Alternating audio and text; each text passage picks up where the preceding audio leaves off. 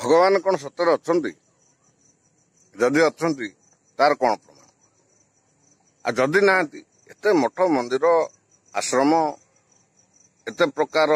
लोक संख्या कोटि कोटि लोक संख्या कर शो छुटुटी जगन्नाथ मंदिर को विभिन्न मठ मंदिर को ताले एगुड़ा कौन सब एगुड़ा कौन भगवान सत्ता नुहे कि भगवान आस्था और विश्वास नुहे कि भगवान प्रति जो आस्था और विश्वास कोटि कोटि लोकंर ए नुहे कि तेणु से आस्था विश्वास पछरे जो पोथी पुराण भागवत गीता शास्त्र जहाँ रही तो तादरे सत्यता केते आम से अनुभव करा आपन के भाभी विषय तेणु आम देखा अनुभूति जो कोटि कोटि लोक मठ मंदिर जाऊँ अनुभूति आम देखा अनुभव देखा भगवान को आउ जो मैंने कहते ना सेमती किसी ना आम विज्ञान लोक आम केवल प्रमाण सहकार विश्वास करूँ तेणु प्रमाण दरकार चलतु आज प्रमाण आम देखा आज उपस्थापन से नहीं चलतु दर्शक बंधु बड़ सुंदर उपस्थापन आज आम अनुभव करवा दर्शक बंधु बर्तमान आम गहन दिज महान व्यक्तित्व अच्छा जी तांको जीवन रे भगवान को अनुभव करिसंती तांको अनुभूति से कहिबे आज्ञा आपण नाटा कहतु दिलीप कुमार दास आज्ञा तो आपण ब्राह्मण ना कि आज्ञा तो आपण तो निश्चय जेहेतु भगवान सेवा जत्न सब कर एत बयस केते बयस है बयस 52 आज्ञा निश्चय आपणकर भगवान किसी अनुभूति थी आप जीवन में एमती किसी घटी जोटा आप जीवन में अनुभव कर रियल लाइफ केस जोटा अनुभव कर भगवान ये नथिले मु आज कौन गोटे हो सेमती गोटे उदाहरण दिंतु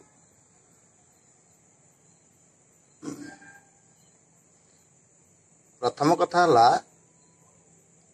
जोटा आपण कहते टिके जस्ट टिके पूर्व कहते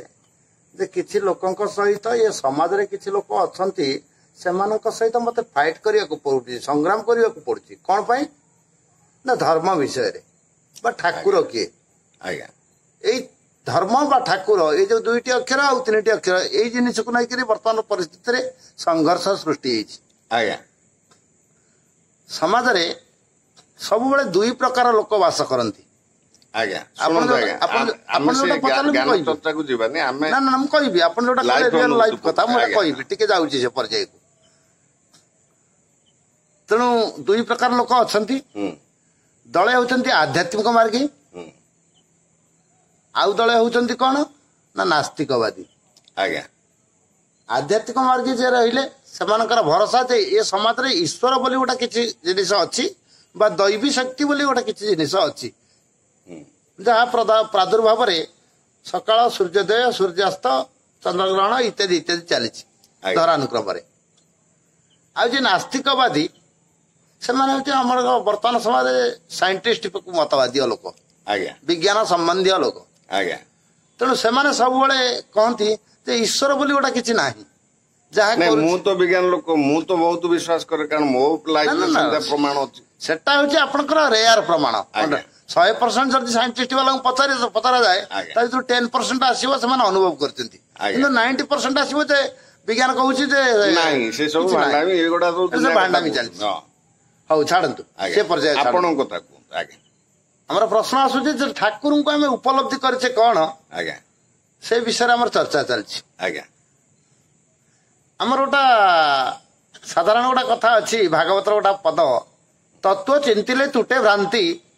भव सागर तरी जाती ये भागवतर पद मो मन गड़ा कहानी तेणु जिते आम तत्व विषय जाना ठाकुर विषय जिते आम जानीजा ठाकुर किए से केउठी अछंती तांकर निवास स्थली कोउठी से कौन भल पाती इत्यादि सेतबेले जो रहिले आध्यात्मिक मार्ग लोक से विशेषकर शरीर तत्व उपर से बेसी भल पाती जे आत्मास्तु भगवान स्वयं न्याय रे पर घर रे जेणुबास न्याय रे से सब भावती शरीर भितर ठाकुर अच्छी ठाकुर किसी नीति आ नियम अच्छी ଯେତେବେଳେ ଆମେ ସେ ନୀତି ନିୟମରେ ପ୍ରଚଳିତ ହବା କିଛି ଦିନ 12 ବର୍ଷ କଲେ ସେବା ଗୁରୁ କହିଲେ କିଛି ଦେବା ନ୍ୟାୟରେ ଯେତେବେଳେ ଆମେ ସେ ନୀତିରେ ସେ ଢାଞ୍ଚାରେ ସେ ପରମ୍ପରାରେ ଚାଲିବା ସେତେବେଳେ କେହି ଖୁସି ନହେଲେ ଜଣେ କିଏ ଖୁସି ହଏ ସେ ହେଉଛନ୍ତି ପରମ ପିତା ଏ ଭିତରେ ଯିଏ ଅଛନ୍ତି। ତେଣୁ ମଣିଷ ଆମର ପ୍ରଶ୍ନଟା ହେଲା ଈଶ୍ୱରଙ୍କୁ ଭଲ ପାଇବ। ଆପଣଙ୍କ ଜୀବନରେ ଏମିତି କଣ ଘଟିଛି ଯୋଉଠି ଆପଣଙ୍କର ଭଗବାନଙ୍କ ପ୍ରତି ଦୃଢ ବିଶ୍ୱାସ ଅଛି ଯୋଉଠି ଭଗବାନ ଆପଣଙ୍କୁ ସାହାଯ୍ୟ କରୁଛନ୍ତି ଆପଣଙ୍କ ଜୀବନରେ କୁହନ୍ତୁ ସେଇଟା। ମୁଁ ଅନେକ ସମୟରେ ଦେଖିଛି ଦାୟିତ୍ୱ ଥବ ସେ ଅମକି ଲୋନ ନା ଆଜି ଡେଟ୍ ବାରି ପଇସା ଯୋଗାଡ଼ କରିକିରି ହେଇପାରିଲା ନା ସେତେବେଳେ ସେ କୌଣସି ଫୋନ ଆସୁ ବାକି କେହି ଜଣେ ସହୃଦୟ ବ୍ୟକ୍ତି ଆସନ୍ତୁ କଣ ହେଇଛି ନା ଏୟା କଥା ହଉ ଠିକ ଅଛି ମୁଁ ଦେଇଦଉଛି ମୁଁ ପଇସାଟା ଦେଇଦଉଛି ତମ ମତେ 2-3 ଦିନ ପରେ ଦେଖି ଦେଇଦବ। ଇଏ ହଉଛି ଅର୍ଥ ମାର୍ଗର କଥା। ଖାଦ୍ୟ ମାର୍ଗର କଥା ହଉଛି ଆମେ ଅନେକ ସମୟରେ ଚାଉଳ ଭଲ ମନ୍ଦ ଇତ୍ୟାଦି ଘର ସାମଗ୍ରୀ ପାଇଁ ଅସମର୍ଥ ଥିଲୁ ବା ଅଛୁ ସେତେବେଳେ ସେଇ ସମୟରେ ଜଣେ କିଏ ଆସି କଣ ହେଇଛି ନା ସେ ଚାଉଳ ଫଳ ନାହିଁ ଆଉ ସେ ଚାଉଳ ବାଲା କହିଥିଲା ଦେଇନି କଥା କରିନି କି ଇତ୍ୟାଦି ଇତ୍ୟାଦି ହଉ ଠିକ ଅଛି ତମେ ନେଇଯା 10 ଚାଉଳ ନେଇଯା ତମେ କୁଟିଲେ ଦବ ଆଉ ବୁଝିଲା ବିରାଟ ବୋଝ ଆସେ ମୁଣ୍ଡ ଉପରେ ବିରାଟ ପାହାଡ ଦୁଃଖର ବୋଝ କିନ୍ତୁ ସେଟା ପାଖକୁ ଆସିଲା ବେଳକୁ ଲଘୁ ଆକାରରେ ଆସି ପରିଣତ ହେଇଯାଏ ମାନେ କିଏ ନା କିଏ ଜଣେ ସାହାଯ୍ୟ କରେ ସେଇଟାକୁ ଅନ୍ୟ ଆତ୍ମାରେ ସେ ବିରାଜମାନ କରିକି ଆପଣ କହିବା କଥା ଆଜ୍ଞା ଅନ୍ୟ ଆତ୍ମାରେ ବିରାଜମାନ କରିକି ମତେ ମଣିଷ ରୂପରେ ସାହାଯ୍ୟ କଲା ଭଳିଆ କରନ୍ତି ସେଇ ଶକ୍ତିର କାମ ଆଉ ମତେ ଲାଗେ ସେଇ ଶକ୍ତିର କାମ ସେଇଟାକୁ ଅନୁଭବ କରେ ଆଉ ଯେ ଏଇଟା ହଉଛି ମୋ ଗୁରୁଙ୍କର ଆଶୀର୍ବାଦ ମୋ ଗୁରୁ ମତେ ଏଇ ରୂପରେ ସାହାଯ୍ୟ କଲେ। ଆଉ କିଛି ଗୋଟେ ବଡ ଇଭେଣ୍ଟ କୁହନ୍ତୁ ଯୋଉଟା ଗୋଟେ ଭାରି ଅସୁବିଧାରେ ପଡୁଥିବ ମାନେ ଯେମିତି ଜୀବନ ମରଣ ପରିସ୍ଥିତି ଭଳିଆ ସେମିତି ଗୋଟେ ଯୋଉଠିକି ଲାଗିବ ଗୋଟେ ଏମିତି ଗୋଟେ ଅଲୌକିକ ଶକ୍ତି ମତେ ଏଠି ସାହାଯ୍ୟ କଲା ସେମିତି ଗୋଟେ ପ୍ରମାଣ ଦିଅନ୍ତୁ। ବର୍ତ୍ତମାନ ସମାଜ ସେମିତି ଗୋଟେ ପ୍ରମାଣ ଖୋଜୁଛି ଯୋଉଥିପାଇଁ ଯୁକ୍ତି ଚାଲିଛି। ବିଗତ କିଛି ଦିନ ତଳେ ଆମର ବଡ ବୋଉ ଏକ୍ସପାୟାର୍ଡ କରିଗଲେ। ଆଜ୍ଞା ମୁଁ ସେ ସମୟରେ ଆଶ୍ରମରେ ଥାଏ। ଆଜ୍ଞା ମୁଁ ଶୁଣ ମହାପ୍ରଭୁଙ୍କୁ ଜଣେଇଲି ପ୍ରଭୁ ଏଇଭଳିଆ କଥା ଆମର ଅଣସୁଧିଆ ହେଇଗଲା ମୁଁ ଆଶ୍ରମରେ ରହିବି କି ନା କଥା କରିବି ନା ତମ ଘର ଲୋକ ମୁଁ ହଁ ନିଜ ବୋଉ ଘରର ବୋହୁ କହିଲେ ଦେଖ ଆମର ଶାସ୍ତ୍ର କହୁଛି ଯେ ଇଏ ଜାଗାରେ କିଛି ଛୁତିକିଆ ଅଣସୁଧିଆ କି କୌଣସି ପାପତାପର ଭୟ ଏଠି ଲାଗିବ ନା। ଆଜ୍ଞା କିନ୍ତୁ ସମାଜ ତମକୁ ବାରଣ କରିବ ଆଜ୍ଞା ଯେ ନିଜ ଶ୍ୱଶୁର ବା ନିଜ ବାପ ଆସିଲା ନା ସୁଧିବା ଦିଆଲା ନା କଥା କଲା ନା ତେଣୁ ତମେ ଯଦି ଏଠି ରହିବାକୁ ସ୍ଥିର କରୁଛ ଏଠି ରହିଲେ ଏଠି ଆମର କିଛି ଲାଗିବାର ନାହିଁ ତମର ଶୌଚ ହବାର ନାହିଁ କି କୌଣସି ସାମାଜିକ ପରମ୍ପରାରେ ତମେ ବାନ୍ଧି ହବାର ନାହିଁ ଆଉ ଯଦି ଏଠୁ ଯିବ ତାହେଲେ ତମକୁ ଶୌଚ ହବାକୁ ପଡିବ ବୁଝିଲା ତମେ ଗୋଟେ କାମ କର ତମେ ତ ନିଜେ ବାପ ବଡ ଭାଇର ବୋହୁ ପୁଅ ବାହା ହେଇକିରି ବୋହୁ ସେ ତମର ନିଜ ପରିବାର ଭିତରେ ଅଛି ତମେ ଗୋଟେ କାମ କର ତମେ ଯାଅ ବୁଝିଲା ଯାଉ ମୁଁ ଆଶ୍ରମରେ 5-6 ଦିନ କଟେଇ 9 ଦିନ ବେଳକୁ ଆଶ୍ରମରୁ ବାହାରିକି ଆସିଲି ବୁଝିଲା ଆସିଲା ପରେ ମତେ ସମାଜରେ ବାରଣ କଲେ ଭାଇମାନେ ଯେ ଏଭଳିଆ କଥା ଅଣସୁଧିଆ ତମେ ଆଶ୍ରମରେ ଥିଲ କଥା କରିଥିଲ ତମେ ତିକତ ଫିକତ ଖାଇନ କଥା କରିନ ଗୁଲାରେ ଏମିତି ଜାଗା ଅଛି ସେ ଜାଗାରେ କ୍ରିୟାକର୍ମ କିଛି ଆବଶ୍ୟକ ନାହିଁ ବୁଝିଲା ନା ନା ତମେ କଣ ଶୁଦ୍ଧି ହବ ବୋଲେ ହଁ ମୁଁ ଶୁଦ୍ଧି ହବାକୁ ଆସିଛି ବା ଶୁଦ୍ଧି ହବାକୁ ଆସିଛି ପ୍ରଭୁଙ୍କ ନିର୍ଦ୍ଦେଶରେ ଆସିଛି ଆଦୌ ଆସିବା କଥା ନୁହଁ ଯେତେବେଳେ ମୁଁ ଗାଁକୁ ଆସିବି ଭବିଷ୍ୟତରେ କଥା କରିବି ସେମାନେ ସବୁ କହିବେ ନା ତେଣୁ ସାମାଜିକ ରୀତିନୀତିରୁ ବାଛନ୍ଦ ନ ପଡିବି ବୋଲି ପ୍ରଭୁ ପଠେଇଛନ୍ତି ଏଇଟା ହଉଛି ଆମ ଅନୁଭୂତିର କଥା। ଆଚ୍ଛା ମାନେ ଆମର 2ଟା ରୀତି ଅଛି ଗୋଟେ ଅଣସୁଧିଆ ଗୋଟା ସାମାଜିକ ରୀତିନୀତି ଗୋଟା ସାମାଜିକ ରୀତିନୀତି ଗୋଟା ବୈଦିକ ରୀତିନୀତି 2ଟା ଆମେ ସାମାଜିକ ରୀତିନୀତିରେ ଚାଲୁଥାଇ ବୈଦିକ ନୀତିରେ କଣ ଅଛି ବୈଦିକ ରୀତିରେ ତମେ ଆଶ୍ରମ ରହିଲେ ତମକୁ କିଛି କ୍ରିୟାକର୍ମ କିଛି ଲାଗିବାର ନାହିଁ ତାମାନେ କ୍ରିୟାକର୍ମର ସେମିତି କିଛି ଆବଶ୍ୟକତା ନାହିଁ ସମାଜରେ, ଆଜ୍ଞା କିନ୍ତୁ ଆମେ ତାକୁ ଗୋଟେ କୋଉ ପ୍ରକାର କରି ଆସୁଛୁ, ସେଇଟା କଣ ଗୋଟେ ମାନେ ପ୍ରଚଳନ ହିସାବରେ ଲୋକାଭିମୁଖୀ ଚାଲି ଆସୁଛି। କାର୍ଯ୍ୟକ୍ରମ, ସେଟା ଲୋକ ପ୍ରଚଳିତ କାର୍ଯ୍ୟକ୍ରମ, ଆମକୁ ସୁହାଇଲା ଭଳି କାର୍ଯ୍ୟକ୍ରମ। ଆଚ୍ଛା, ସେଇଟା ନ କଲେ କିଛି ତାହେଲେ ଅସୁବିଧା ନାହିଁ। କିଛି ନା, ସମାଜରେ ରହିଲେ କରିବାକୁ ପଡିବ, ସମାଜରେ ରହିଲେ କରିବାକୁ ପଡିବ, କିନ୍ତୁ ଆଶ୍ରମ ଜୀବନ ଯାପନ ହେଲେ ହଁ ସେ ଜିନିଷ କିଛି ଗ୍ରହଣୀୟ ହବ ଆଉ ନାହିଁ। ହୁଁ ତମେ ତ ସେଠି ରହିଲ, ସେଠି କଲ, ସେ କ୍ରିୟାକର୍ମ ନାଇଁ, ମୁଁ ଗୋଟେ ଜିନିଷ ଶୁଣିଛି, ଜଣେ ବାବାଜୀ ହେଇଗଲେ,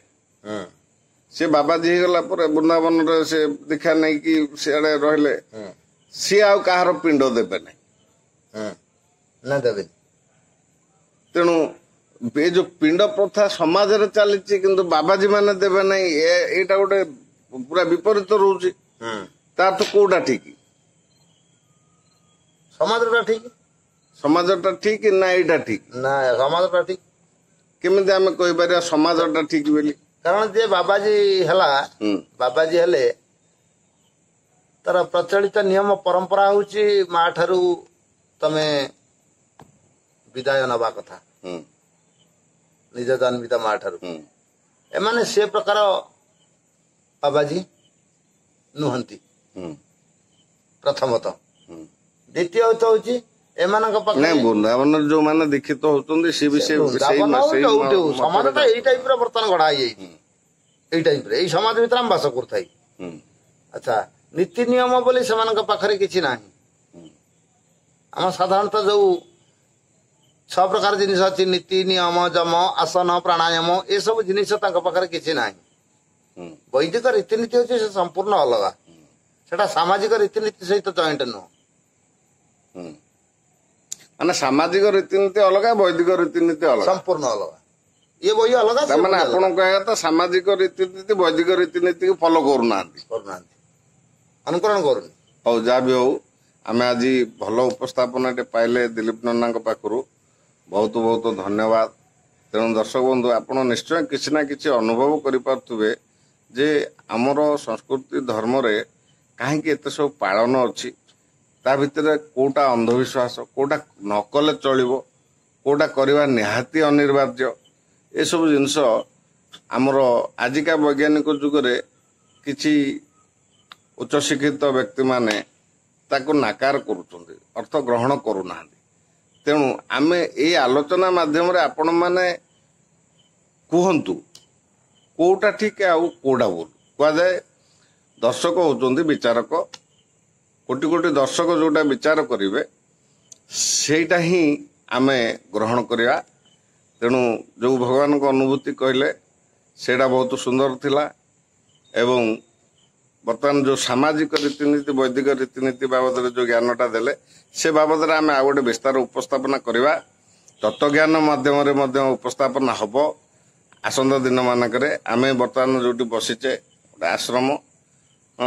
କୁହାଯାଏ ଏହା କଳ୍କି ବାବାଙ୍କ ଆଶ୍ରମ ଆଗକୁ ଅଛି। ତେଣୁ ଏଇଠି ଆମେ